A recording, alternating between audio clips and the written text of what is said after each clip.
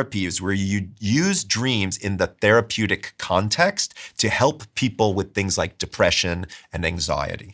Let me give you an example, a nightmare, right? So when somebody has, let's say somebody was in an active theater of war and they watched one of their friends, God forbid, something terrible happened to them. And that image is now in their head. And now they constantly have this image over and over and over. But what happens is they're going, and they wake up. They're going, and they wake up. We talked a little bit about it earlier, that dreams are emotional metabolism, right? So dreams are where you work out all of these different things that are going on in your head and kind of become okay with them. So that way next day you can kind of move forward and keep doing your thing.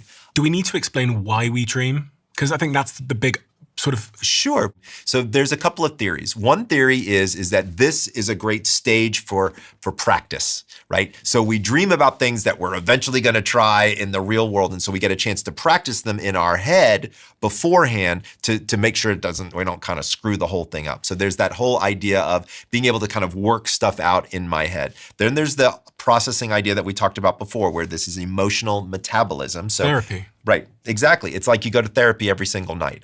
Actually, it's a really good way to think about it. I hadn't thought about it like that, but I think I'm going to use that. I'm going to take that from you. Okay. I like that. Dreams are therapy every single night because they really are. You're really moving through a lot of that emotionality. Some people think dreams are complete nonsense. Some people think that's just some crazy movie in your head and it's just this after effect of your brain moving into a different mode and who knows what it could mean. I find that one hard to believe myself. Because humans don't do anything. I don't think so. That isn't for some type of survival benefit. For sure. It's a waste of energy or, Yeah, I agree. And so if we looked at it from an evolutionary perspective, like what is the evolutionary purpose of dreams?